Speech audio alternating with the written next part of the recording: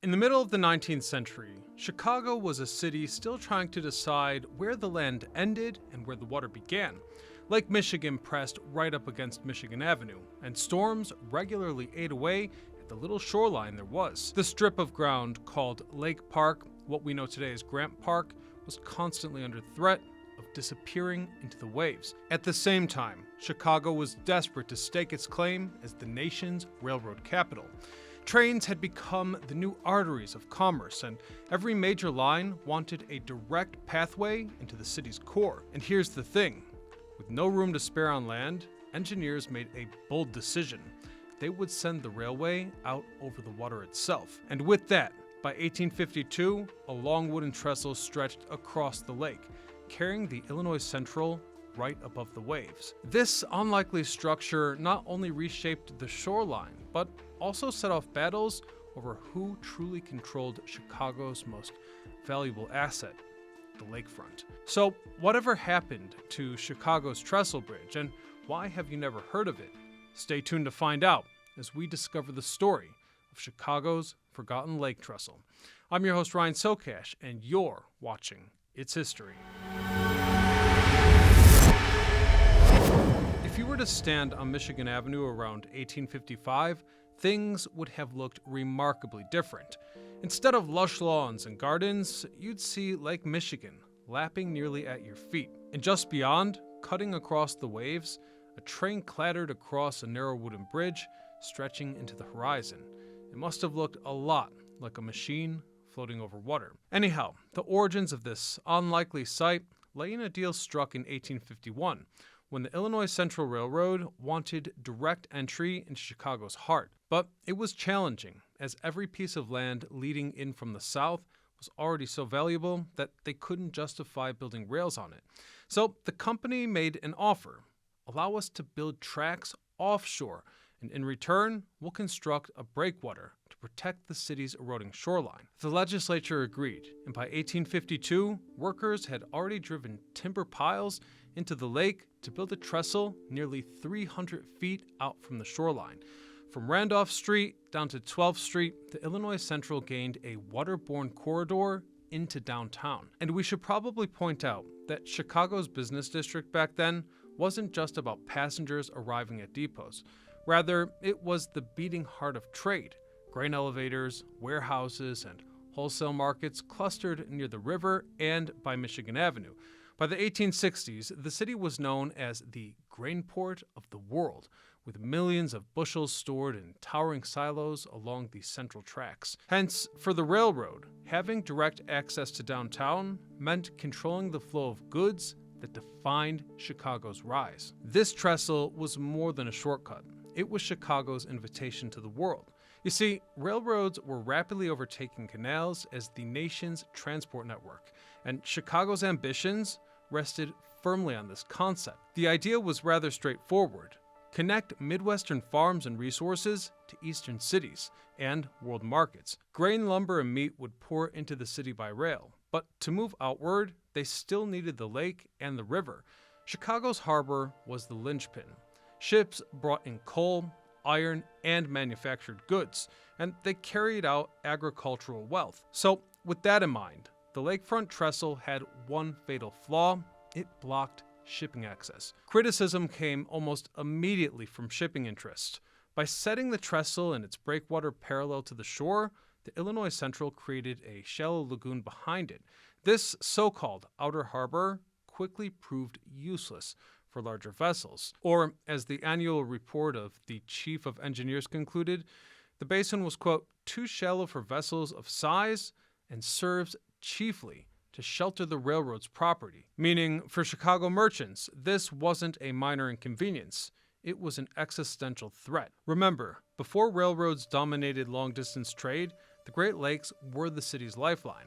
Lumber, wheat, and cattle had to reach the eastern market only by ship, whereas coal, iron, and manufactured goods, they came in the same way. So, in the average Chicagoan's mentality, harbor access meant survival, and many feared that the Illinois Central Trestle would just strangle the very waterway that made the city the Midwestern capital of commerce. And so it was. In 1891, the Army Corps of Engineers also bluntly declared that the basin was too shallow for commercial shipping and served no purpose other than to protect the railroad's property.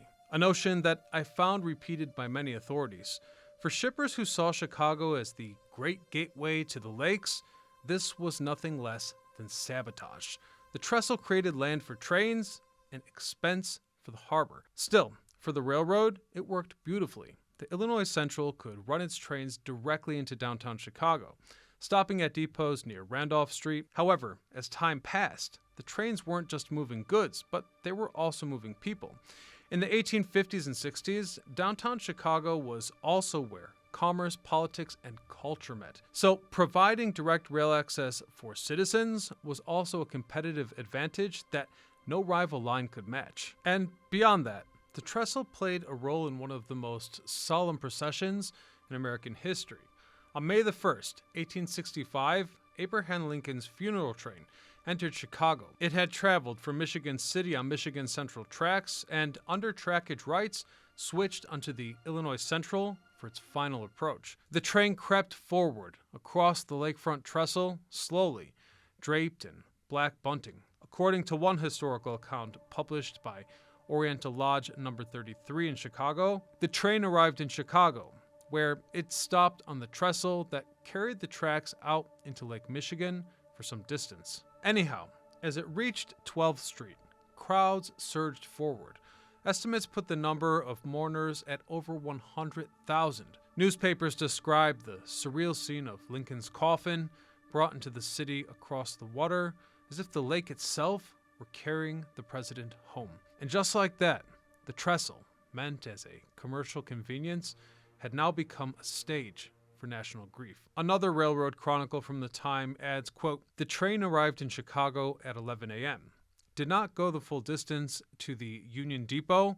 Rather, it stopped on the trestle that carried the tracks out into the lake." Now, if we put this moment of the national spotlight aside, a mess was brewing. You see, the lagoon created by the trestle had also become stagnant, collecting things like sewage, refuse, and in the summer, it produced an unbearable stench. Though there was a temporary solution, as after the Great Fire of 1871 leveled much of the city, the rubble from the fire was dumped into the basin.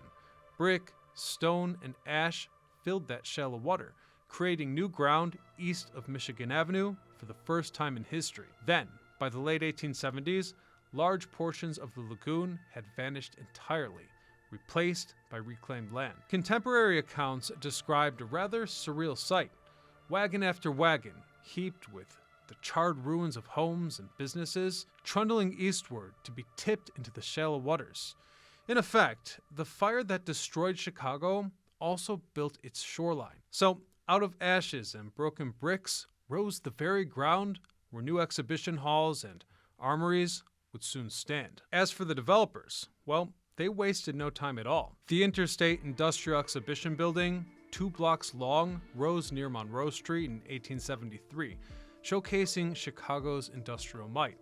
Armories, fire stations, and warehouses soon followed. The once open lake park had become a haphazard industrial fringe, fronted by the Illinois Central's growing yard.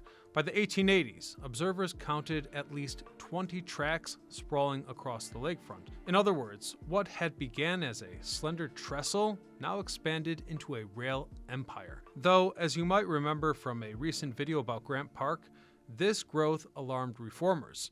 In 1869, the legislature passed the Lakefront Act, granting the Illinois Central sweeping rights over submerged lands from Randolph to 12th. This idea was pitched as a way to create a depot as well as an outer harbor and improved parks. Though, in reality, this act handed the railroad control of the downtown shoreline.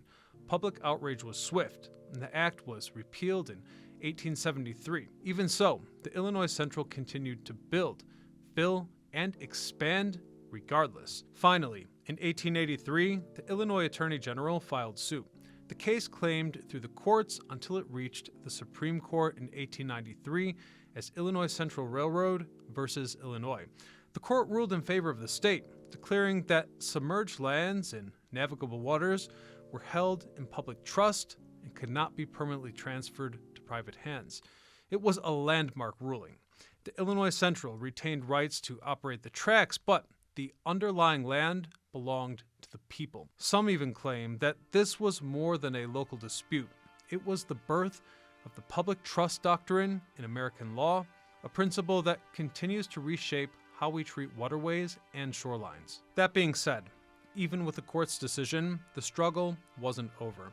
Civic leaders continued to push for the construction of grand cultural institutions along the reclaimed land. Though one man really made a difference, Montgomery Ward. From the 1890s through the early 1900s, Ward waged a relentless campaign to enforce the 1836 promise that the lakefront be, quote, open, clear, and free. He won 4 injunctions, blocked plans for museums, government buildings, and even civic monuments.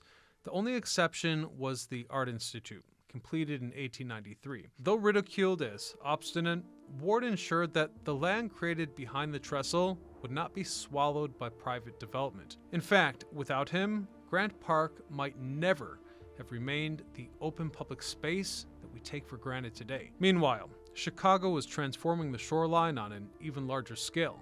Beginning in the 1890s, engineers built a new bulkhead far east of the old trestle line. Behind it, they dumped more ash, garbage, dredged sand, and debris, creating hundreds of acres of new parkland. By 1908, the park had quadrupled in size, and those old Illinois Central tracks that once seemed to float above the lake were now buried rather deep inland on solid ground. In the 1920s, the line was depressed into a trench and electrified, clearing the way for bridges, boulevards, and the landscaping of Daniel Burnham's plan of Chicago. The trestle itself disappeared entirely, absorbed into the city that it had once served. Though things were really meant to be this way. Remember, Burnham's 1909 plan envisioned Grant Park not as an accident of landfill, but as the centerpiece of a beautiful city. Formal promenades, tree-lined boulevards, and sweeping vistas were laid out in harmony with Lake Michigan, as opposed to ugly parking lots and train lines. What Burnham proposed only worked because the courts and Montgomery Ward had kept the land clear of all private buildings. So the Trestle Bridge that once symbolized private control had paradoxically set the stage for the most beautiful public park of all. Today, you can walk through Grant Park and you'd never guess that trains once ran over open water where you now stand. The wooden bridge that carried Lincoln's funeral train, blocked ships from the harbor, and that fueled Supreme Court battles has now vanished beneath the grass and gardens. I will leave it there for today, but I thank you all for watching, and until next time, this is Ryan Sokash, signing off.